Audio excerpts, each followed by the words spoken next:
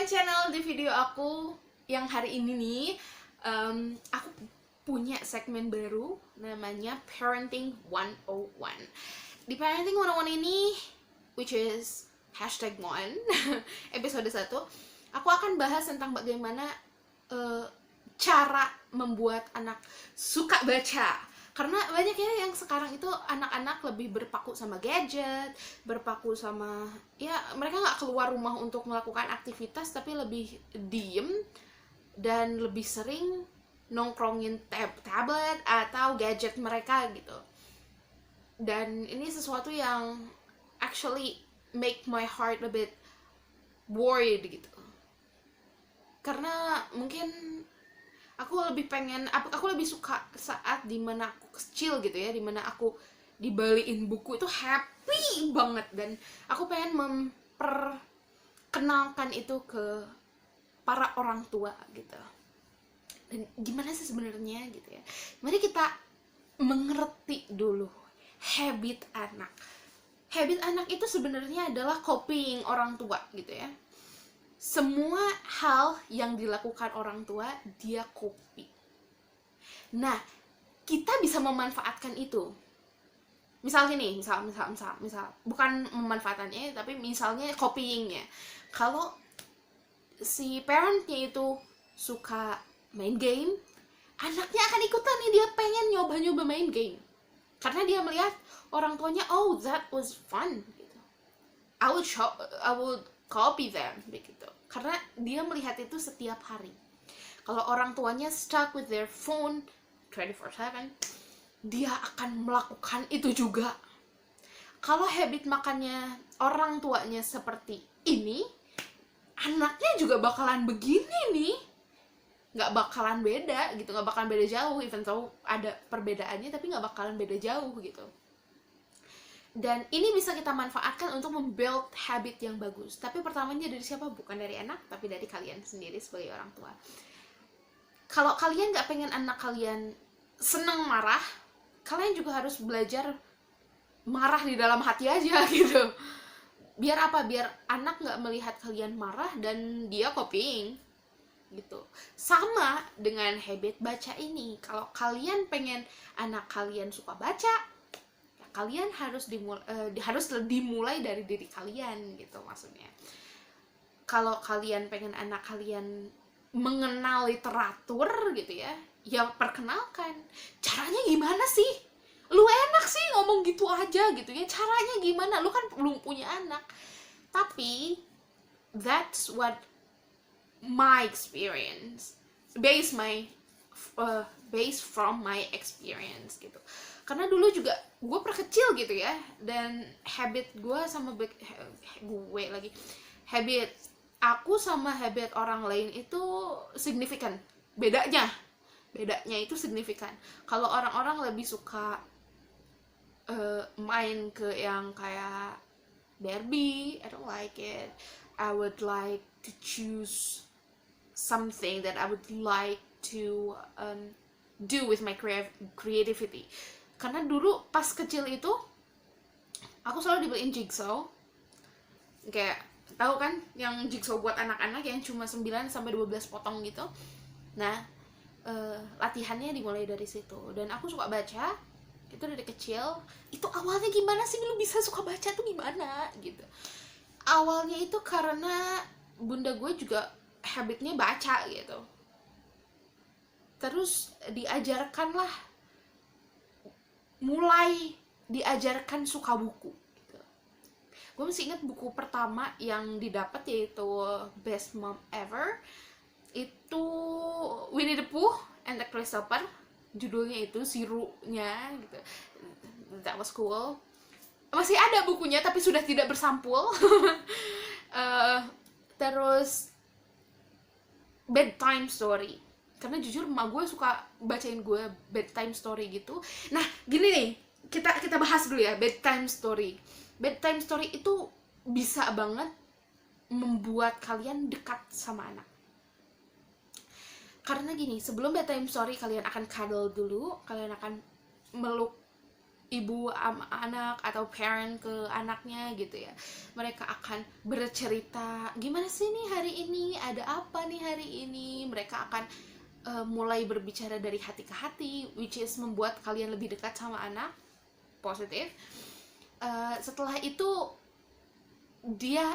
kalian bisa membacakan cerita gitu ke anaknya sambil cuddle, dibacakan, bisa membuat kreativitas anak juga naik, literasinya juga naik, kosakatanya juga naik, terus dari segi otaknya juga dia lebih bisa apa ya, lebih terlatih gitu untuk membuat kata-kata itu jadi bayangan di otaknya. Ya kreativitas tapi lebih ke literatur sebetulnya. Nah, anak juga sebetulnya bisa punya banyak kosakata baru, dimana dia nggak akan speech delay. Untuk speech delay aku akan bikin di video yang lain, dan aku masih harus bikin draftnya, karena pengen banget baca lebih banyak untuk lebih memperdalami speech delay. Terus anak juga bisa belajar banyak bahasa. Oh ya, untuk bahasa sebetulnya kan gini, anak-anak itu punya golden time ya, golden time dimana mereka punya kekuatan otak tuh sangat bagus gitu. Saat golden time itu mereka punya change untuk berpikir, untuk menyerap lebih banyak. Dan itulah saat-saat dimana kalian bisa memperkenalkan bahasa-bahasa yang lain gitu. Lo kok bisa tahu begini sih? Because I see it with my mom's experience. Jujur aja gue sering banget ngobrol sama bunda gue tentang ini, bahwa literasi itu penting ya. The good thing, I like to read, my brother like to read, my mom like to read. Tapi lihat orang-orang di sekitar gue yang anak-anaknya itu lebih suka gadget, itu membuat hati gue tersentil aja gitu. Dan bunda gue bilang bahwa saat-saat golden time itu kita bisa mengajarkan anak seperti yang yang kita bayangkan gitu. Misalkan pengen bisa anaknya ini belajar bahasa. Emang lu ngomong berapa bahasa sih, Sa? Enggak sih, gue cuma 3 aja cukup gitu ya. Walaupun pengen mencoba yang lain gitu ya, pengen bisa yang lain, tapi dari kecil hanya diajarkan 3 bahasa, yaitu bahasa ibu, bahasa Indonesia, bahasa Inggris, sama bahasa Sunda, karena gue orang Sunda.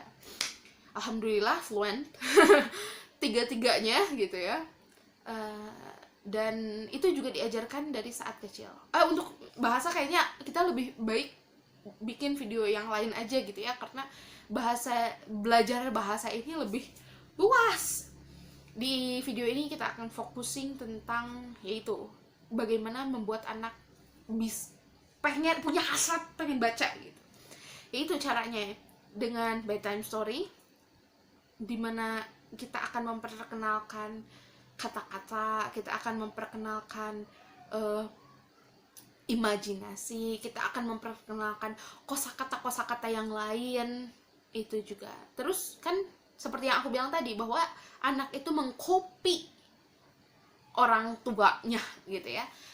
Kalau misalkan kalian pengen anak suka baca, ya latihlah dengan buku, dengan kalian juga membaca buku. Ada saat dimana kalian akan duduk di satu ruangan,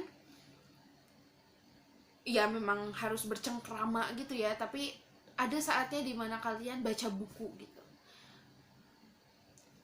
Si parentnya baca buku dan anaknya juga baca buku. Kalau enggak ya kan, kalau belum bisa baca gimana gitu ya, ya kalian ada time, yaitu bedtime story gitu. Kalian bisa memperkenalkan membaca itu dari bedtime story gitu loh. Itu juga lama kelamaan gitu ya akan ada hasrat, aku pengen baca gitu, aku lebih suka baca deh gitu, daripada harus main game atau melakukan hal-hal yang gak perlu. Even though aktivitas di luar itu juga penting ya untuk melatih motorik. Motorik nanti aja lah, itu bahasan yang deep gitu buat parenting 101. Oke, jadi kesimpulannya apa sih nih? Gimana sih caranya? Yaitu dengan membangun habit. Seperti yang aku tadi bilang, kalian harus punya kegiatan di mana memperkenalkan buku, memperkenalkan literasi gitu sama anak dengan cara yang disukai anak. Seperti bedtime story. Siapa sih anak kecil yang nggak suka bedtime story gitu? Kalau memang dilakukan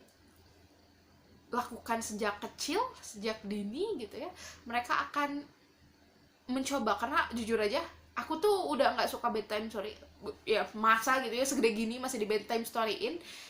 Makanya aku mencari bedtime story yang lain. Jadi sebelum tidur, habitnya adalah aku suka baca buku dulu, walaupun kadang-kadang kebablasan sampai selesai baca bukunya.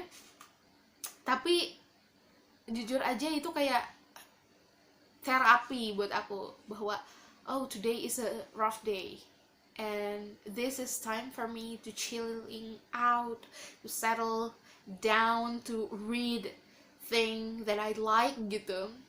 Dan aku menemukan itu di buku, dan aku pengen banget share ini ke kalian, bahwa dengan buku itu kita lebih bisa berimajinasi.